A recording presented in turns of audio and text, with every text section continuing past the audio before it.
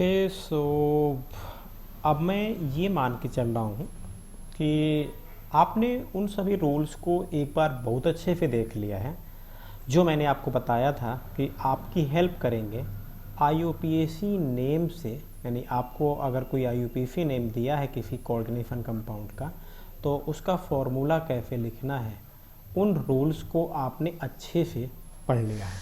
ठीक है, ठीक है। कुछ रूल्स होंगे ऐसे जो जब तक कोई रियल एग्जाम्पल आपको नहीं मिलेगा तब तक शायद समझ में उतने ना आए हैं, बट कुछ तो पल्ले पड़ा ही होगा। तो जो नहीं आया है समझ में उसको आज हम लोग जो है एग्जाम्पल्स के थ्रू समझेंगे, और जितने भी पॉइंट्स हैं उन सब से रिलेटेड एग्जाम्पल मैं आपको बताता हूँ। ठीक है, चलिए। तो सबसे पहले आज की वीडियो का टॉपिक है राइटिंग द केमिकल फॉर्मूला और writing the formula of coordination compound, writing the formula of coordination compound from IUPAC name। Okay, तो ये एक्चुअली जो आपका प्रीवियस लेक्चर था उसी का समझिए पार्ट 2 है और कुछ नहीं। तो इसमें हम कुछ एग्जाम्पल्स लेंगे और वन बाय वन उन्हीं को समझते चलेंगे। ठीक है, चलिए। एक फिर मैं लिखता हूँ। क्वेश्चन हर एक में सेम है, आईयूपीएसी नेम दिया है, फॉर्मूला लिखना है, तो मैं क्वेश्चन नहीं लिख रहा हूँ, बस एग्जैक्टली आपको डायरेक्ट शुरू करते हैं। मान लीजिए लिखा हमने एक कंपाउंड, एक नाम है ट्राईएमीन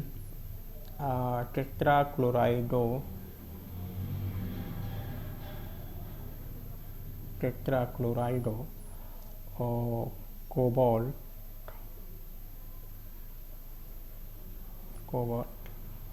3। ठीक है, ये है।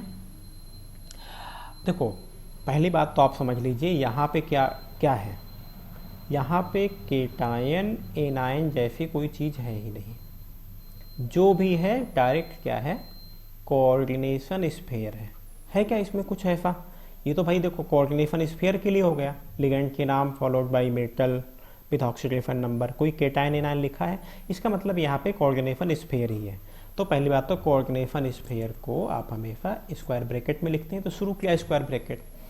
फिर सबसे पहले क्या लिखना है, मेटल लिखना है। मेटल आपका कितना है, कौन है, कोबाल्ट, तो सबसे पहले लिख दिया मेटल। अब जितने भी लिगेंड हैं उनको अल्फ़ाबेटिक ऑर्डर में लिखा जाता है। तो आप बोलेंगे अब अल्फ़ाबेटिक ऑर्डर कैसे ढूंढें, है ना? तो वैसे ये आईयूपीएसी नेम में भी ये अल्फ़ाबेटिक ऑर्डर में ही प्रेजेंट होते हैं, तो आपको ढूंढना ही नहीं है। देखो, एक लिगेंड आपका एमीन है और एक आपका क्लोराइडो है। ठीक है, तो पहले एमीन, एमीन का मतलब क्या है भाई, NH3। इसका मतलब क्या है, NH3। तो NH3 क्या पॉलीएटॉमिक है, तो इसको कैसे लिखेंगे, NH3। ठीक है, कितना है ये, तो ट्राई। हमने कहा जो न्यूमेरिकल रिपीटेशन है उसको न्यूमेरिकल सफिक्स कर दो। तो ट्राई का मतलब क्या, 6 नहीं होता ना, 3 होता है, तो ये हो गया। फिर दूसरा लिगेंड क्या है, क्लोराइडो, क्लोराइडो यानी Cl। आप बोलेंगे इसको ब्रैकेट में तो नहीं लिख रहे हैं, इसलिए नहीं लिख रहे हैं क्योंकि ये मोनोएटॉमिक है। मोनोएटॉमिक को ब्रैकेट में नहीं लिखा जाता। नंबर कितना है, टेट्रा, तो टेट्रा मतलब कितना, सॉरी एमीन टेट्राक्लोराइडो है, ये टेट्राक्लोराइडो पॉसिबल नहीं है, ये ट्राईक्लोराइडो है। ठीक है, उससे लिखने में ही गलती हुई है, ये ट्राईक्लोराइडो, क्योंकि टेट्राक्लोराइडो होगा ही नहीं। ठीक है, तो ये होगा आपका कितना, 3। और इसके बाद कोई अब केटायन एनायन तो कुछ है ही नहीं, तो यही आपका हो गया आंसर। क्लियर? नहीं, ये तो बहुत अच्छी बात है। कुछ और देख लेते हैं, एक नाम और। दूसरा एग्जाम्पल जो हम ले रहे हैं वो है पोटेशियम, क्या भाई, पोटेशियम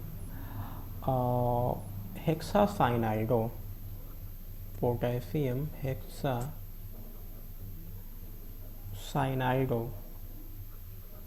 फेरेट 2। भाई इसके नाम को देख के एक बात तो कन्फर्म है, इसमें केटायन देखो 2 पार्ट दिख रहे हैं ना, एक ये और दूसरा ये। तो जो पहले है ऑब्वियस सी बात है वो केटायन है, जो बाद में है वो ऑब्वियस सी बात है एनायन है। तो के इसमें कौन सा सिंपल आयन है? केटायन सिंपल आयन है ना, तो आप इसको ऐसे लिख दीजिए पोटेशियम मतलब के। अब जो एनायन है इसको लिखते हैं, यानी एनायन आपका कॉम्प्लेक्स आयन है, तो कॉम्प्लेक्स आयन को कैसे लिखेंगे? ऐसे लिखेंगे स्क्वायर ब्रैकेट में। सबसे पहले तो ढूंढो मेटल कौन सी है, मेटल आपकी क्या है? आयरन है, तो इसका मतलब हुआ आप लिखेंगे Fe। फिर लिगेंड कौन सा, कितने हैं? तो एक ही टाइप का लिगेंड है, वो है साइनाइडो यानी Cn। अब Cn कैसा लिगेंड है? पॉलीएटॉमिक है ना, तो इसको ऐसे लिखेंगे, कितना है? हेक्सा यानी 6। इसको स्क्वायर ब्रैकेट को करो बंद। अब देखो दोनों पे चार्ज हमें पता होना चाहिए कितना है, तभी तो उनको इक्वल करेंगे। चार्ज का इक्वल होना बहुत ज़रूरी है। तो अब बताओ, देखो आयरन यहाँ पे, आयरन पे कितना चार्ज है? +2। आयरन पे चार्ज है +2। लिगेंड कितने हैं? 6। एक लिगेंड पे कितना चार्ज है? Cn पे कितना होता? पहले से पता होना चाहिए, माइनस लिखा नहीं रहेगा यहाँ पे, लेकिन पता होना चाहिए। तो कितना? 6। तो एक Cn पे यानी कि इसके बाद +6 इंटू -1, ये हो गया। तो यानी +2 - 6 इज इक्वल टू कितना हो जाएगा? -4। इसका मतलब इस पे चार्ज हुआ कितना? -4। क्लियर? तो अब हम इसको, अब दोनों का चार्ज इक्वल करना है, तो क्या करेंगे? तो हम इसको लिखेंगे कैसे? इस तरह से कि इस पे कितना है भाई? के पे कितना होता है? +1 होता है। तो जो नंबर यहाँ है उससे आप उसे यहाँ ले आओ, और जो नंबर यहाँ है उससे यहाँ। तो 1 लाने का तो कोई मतलब नहीं है, तो आपका हो जाएगा K4, ये 4 यहाँ आ गया, K4 FeCN6। ठीक है, इस तरह से आप कर लेंगे। कुछ और एग्जाम्पल है, चलिए। तो अब मैं लिखता हूँ, मान लीजिए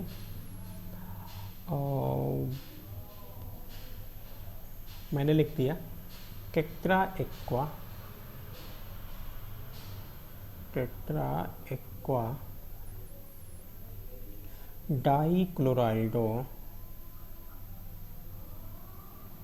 डाइक्लोराइडो क्रोमियम। देखो कोई गैप नहीं होगा इन लेटर्स को, आपको खुद, नहीं तो आप देखो कहीं कोई गैप नहीं है। क्रोमियम 3 और उसके बाद क्लोराइड, तो कोई गैप होता नहीं, याद रखना। इसमें पूरे कोऑर्डिनेशन स्फीयर के नेम में कोई गैप नहीं है, तो इसको समझना पड़ेगा कि टेट्रा एक्वा ये सब। तो अगर आपको प्रीवियस नॉलेज है तो आप पता कर लेंगे, अच्छा यही लिखा है। ठीक है, ये केटायन हुआ, ओके, और ये हुआ एनायन। जो इस बार आपका जो केटायन है वो कोऑर्डिनेशन स्फीयर है, तो इसको पहले लिखेंगे, लिख गए, ओके, यानी स्क्वायर ब्रैकेट।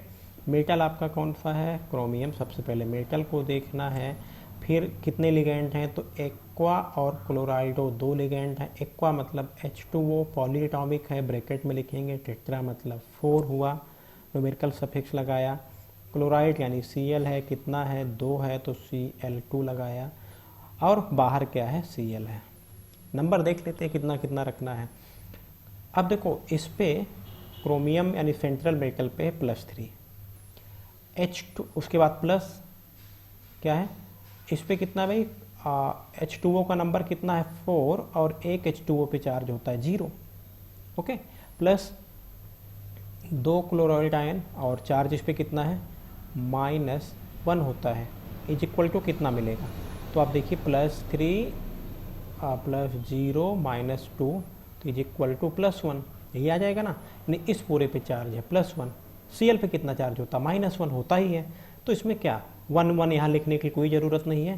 फाइनली आपका जो मिला Cr H2O4 Cl2 Cl हो गया। ठीक है, अब एक और समझ लेते हैं। मान लीजिए हमने लिखा, चलिए एक दूसरा एग्जाम्पल, जितने पॉसिबल है मैं आपको बता देता हूँ, बाकी तो आपकी प्रैक्टिस से ही आपको फ़ायदा होगा। पोटेशियम ट्राईऑक्जेलेटो और क्रोमेट 3, ठीक है। ये केटायन, ये एनायन, ये सिंपल आयन है। अब देख के तो समझ ही जाया करोगे कि सिंपल आयन कौन सा है। तो ये के लिख दिया, ये कोऑर्डिनेशन स्फीयर है तो स्क्वायर ब्रैकेट में मेटल क्रोमियम Cr। उसके बाद लिगेंड कौन सा है, ऑक्जेलेटो, यानी ऑक्जेलेट। ऑक्जेलेट को मैंने कहा दो तरीके से, कई बार तो OX लिख के काम चला लेते हैं और कई बार C2O4 लिखा जाता है। तो मैं यहाँ पे C2O4 ही लिख रहा हूँ। तो पॉली एटॉमिक है इसलिए ब्रैकेट में लिखेंगे। कितनी बार आया, कह रहे हैं कि 3 टाइम्स आया है। अब बात आती है कि इस पे जितना चार्ज है, इस पे कितना चार्ज है। तो इस पे तो +1 है, इसमें बताने की ज़रूरत ही नहीं है। अब इस पे कितना है, क्रोमियम कह रहा है +3 में है ना। प्लस ऑक्जेलेट आयन का नंबर कितना है, 3 है। ऑक्जेलेट पे चार्ज कितना होता है, -2। ओवरऑल कितना आएगा ये पता करना है। तो +3 और -6 इज इक्वल टू कितना आएगा, -3 आएगा। तो यानी इस पे है -3, इस पे +1। इस नंबर को यहाँ लेके आओ, 3 यहाँ ले आओ, 1 को आप यहाँ लाओ। तो 1 लिखने की कोई ज़रूरत नहीं है। Finally you will get the formula K3 Cr C2O4 3। ठीक है, हमने कहा इसकी जगह पे आप OX3 भी लिख सकते हैं। ओके, गलत नहीं होगा। तो ये हो आपका एग्जाम्पल। एक और समझ लेते हैं। एक और हम लोग लिखते हैं। और सपोज करिए हमने लिखा कि हेक्सा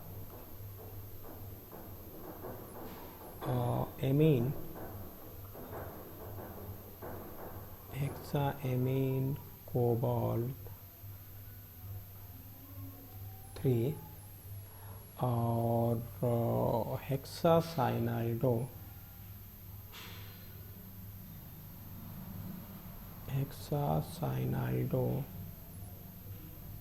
क्रोमेट 3। यहाँ एक बात तो क्लियर है कि यहाँ पे जो आपके केटायन और एनायन है, ये तो केटायन है जो कि पहले केटायन ही लिखा होता है, ये एनायन है। लेकिन दोनों ही क्या है आपके, दोनों के दोनों आपके कॉम्प्लेक्स आयन है। मैंने कहा इसमें पॉसिबल है ना। तो चलिए भाई पहले इसको लिखते हैं। तो पहले यानी ये दोनों ब्रैकेट में होंगे, कोबाल्ट लिखा CO, लिगेंड M है यानी कि NH3 है। ठीक है, कितना है, 6 है तो 6। ओके, और ये +3 देखो, इस पे चार्ज आएगा +3। अब बार बार चार्ज कैलकुलेट करना मैं आपको बताऊंगा नहीं। ठीक है, इसके बाद इसे आप देख लीजिए, क्रोमियम यानी Cr, हेक्सासाइनाइडो यानी कि CN6। अब देखो +3 है और इस पे -6, ओवरऑल चार्ज आ जाएगा यहाँ पे क्या, -3। तो देखो आप क्या बोलेंगे, इस 3 को यहाँ लाओ, इस 3 को यहाँ लाओ, दोनों सेम नंबर हैं। इन नंबर का सिंपलेस्ट रेशियो, तो 3 और 3 का सिंपलेस्ट रेशियो क्या हो जाएगा, 1:1, यही रखा जाता है ना। तो यानी आप क्या रख लिखेंगे, CO, फाइनल आंसर CONH3 6 और Cr CN6, ये आपका हो जाएगा करेक्ट आंसर। ओके, तो आई होप आपको सारी केस, एक आध मैं आपको और बता देता हूँ। और चलिए लिखता हूँ। और एक नाम मैं, चलिए लिखते हैं, एक दो एग्जाम्पल और आपको बता देते हैं। पेंटा एमीन,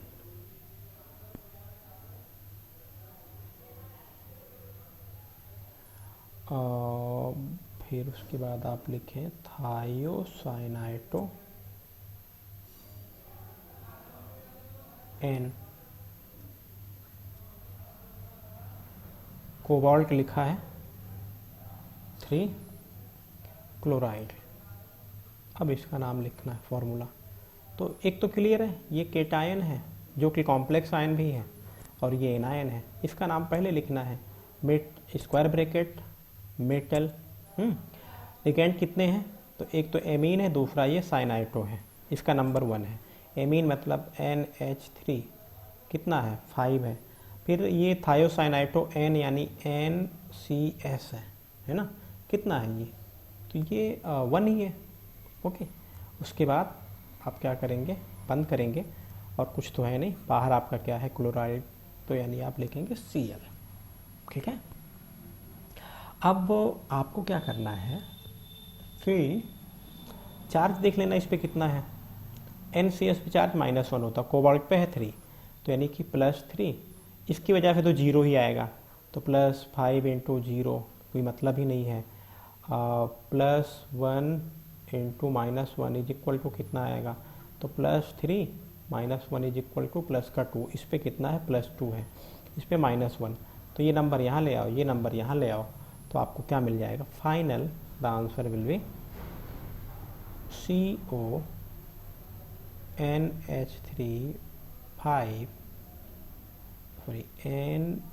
NCS है ना, बंद, इसके बाद Cl2। क्लियर, ये हो जाएगा, इसे आप जो है नोट कर लीजिएगा। अब इसमें जितने भी आप चाहें उतने एग्जाम्पल लिखते जाइए, तो मैं तो कितना भी बताता जाऊं, आई थिंक इतने एग्जाम्पल से एटलीस्ट मामला क्लियर है कि क्या हो रहा है ये, या कैसे होना है। ठीक है, तो आप इनकी, अब आपकी बुक में बहुत सारे क्वेश्चन हैं दोनों तरह के, यानी कि आपको FA क्वेश्चन भी आपको अपनी बुक में मिलेंगे जहाँ पे आपको फॉर्मूला गिवन है और आपको IUPAC नेम लिखना है, और वहीं पे आपको FA क्वेश्चन भी मिलेंगे जहाँ पे IUPAC नेम गिवन है, आपको फॉर्मूला लिखना है। तो आप इन क्वेश्चन की खूब प्रैक्टिस करिए, आंसर भी गिवन है पूरे के पूरे, या फिर आप एग्जाम्पल में ही मान लीजिए कि आपको एग्जाम्पल खूब सारे, इस टॉपिक से रिलेटेड एग्जाम्पल बहुत हैं। तो आप एक काम करिए कि जैसे किसी का मान लीजिए कुछ भी दिया है, मान लीजिए कोई फार्मूला, उसका IUPAC नेम दिया है, तो आप IUPAC नेम से फार्मूले को लिखने की कोशिश करिए और देखिए कि क्या वही है। इस तरह से दोनों मिला के आपके पास बहुत सारे क्वेश्चन हो जाएंगे। ठीक है, तो आप खूब सारी प्रैक्टिस करिए, और उसके बाद भी अगर कोई डाउट रहता है तो प्लीज़ पूछिए बेझिझक। ओके।